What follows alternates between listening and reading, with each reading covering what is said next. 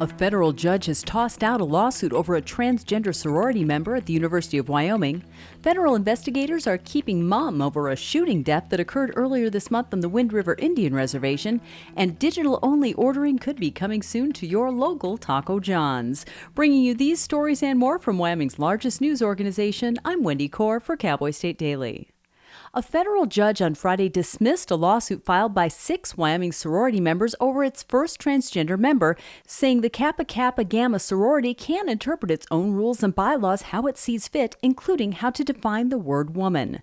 The Wyoming-based chapter of Kappa Kappa Gamma voted in September to admit its first transgender member, a move the national organization approved. U.S. District Court Judge Alan B. Johnson pointed to case law giving private organizations the right to make and, more importantly in this case, define their own rules. Cowboy State Daily's Claire McFarland has been following the story. 6 women sued starting in March, alleging that the sorority was violating its contracts and its own rules to induct a transgender member, Artemis Langford. The women claimed that the sorority actually fudged its voting processes, forsaking its usual secret voting process and resorting to peer pressure and name calling to get Langford inducted. However, Johnson on Friday in his order ruled that organizations can interpret their own rules. That's their freedom of association right. And he said that if he were to interfere with that every time a member of an organization believed the organization was harming itself or breaking its own rules, then all courts would be swamped. Cassie Craven, the women's attorney, compared the women's plight to that of women suffragists whom society undermined for decades. Evanston and Uinta County officials claim underhanded politics are at play in decisions to demolish buildings on the old Wyoming State Hospital campus, saying they're frustrated at being treated as the state's, quote, bastard stepchild. A demolition date of August 2024 for several buildings on the Wyoming State Hospital campus is looming like a dark storm on the horizon, but a group of Uinta County residents are digging in their heels to save the site. That's according to Cowboy State Daily's John Thompson. The buildings were still being used 2 years ago. They're not in bad shape. And the community would really like to be able to repurpose those buildings into a whole bunch of like daycare facility and low income or affordable housing and technical education for like construction trades. But it costs a lot of money. They need somewhere in the neighborhood of $50 million to get at least some of those buildings fixed to where they can be used. And that's about the same amount of money that it's going to cost to demolish and haul it all off and do the abatement on the asbestos and the mold and whatever else may be there. State Senator Wendy Schuler of Evanston told Cowboy State Daily that while she applauds the intent of the public awareness campaign, it's likely the cows have left the barn and that her efforts to lobby to save the old hospital have fallen on deaf ears. Star Trek was set in a future where physical money is obsolete on Earth. That future could be coming true sooner than one might think, at least when it comes to our local Taco John's. Cowboy State Daily's Renee Jean spoke with Taco John's CEO Jim Creel, who said they're seeing the same trend as other chains in consumer preference for digital ordering. It's about what customers want. They want to be able to quickly do this on their phone and just pick it up and take it home rather than going there, eating in. That's just not the way people want to do things anymore. And I think some of it, too, is being driven by the labor crunch. Jean says a variety of fast food joints have already begun the move to digital ordering and in some cases have even spent significant money remodeling stores to reflect the new trends. I'll be back with more news right after this.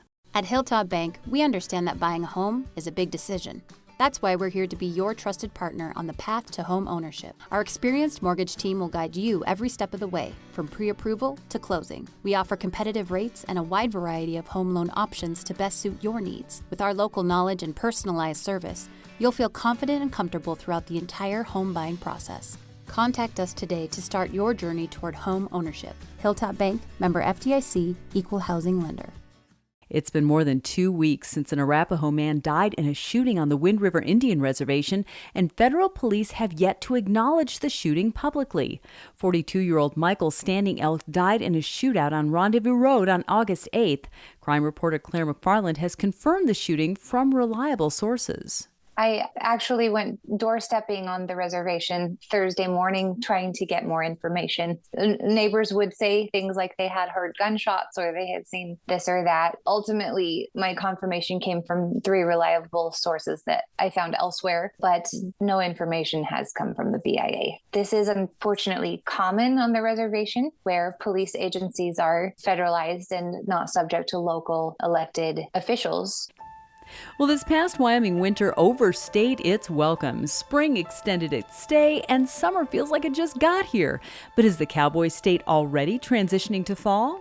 All signs say yes, according to Cowboy State Daily's Andrew Rossi, who spoke with meteorologist Don Day about the weather patterns that should start to change around the end of August. We're going to get cooler days with very nice weather, but it's not going to be like we suddenly drop from summer to fall. It's going to be a few days where we know fall is coming, and then that gradual shift that turns into fall, which we know in Wyoming is basically pre-winter. There are still plenty of summer days left to enjoy in 2023. Fall will start arriving in small bursts before settling in for the gradual descent toward winter.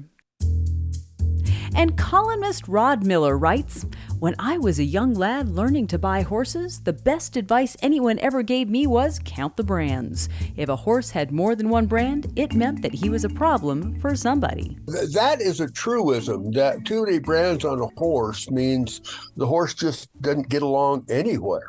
One of the stories coming out of the recent Wyoming State Republican Central Committee meeting was that the John Birch Society attended and was there to give applause to the Wyoming Republican Party for towing the John Birch line, and Oral Ethorn, he gave him an attaboy. And with all the brands that the Wyoming Republican Party wears, the Oath Keepers, the Proud Boys, the Moms for Liberty, the Freedom Caucus, their attention is scattered among so many of those out-of-state groups that they're not paying attention to Wyoming. And that's today's news. You can read about all of these stories and more on CowboyStateDaily.com, offering the best and most complete news coverage in Wyoming. If you'd like to unlock your daily dose of Wyoming news, sign up for the Cowboy State Daily newsletter, your key to staying connected with what's happening around the state. I'm Wendy Core for Cowboy State Daily.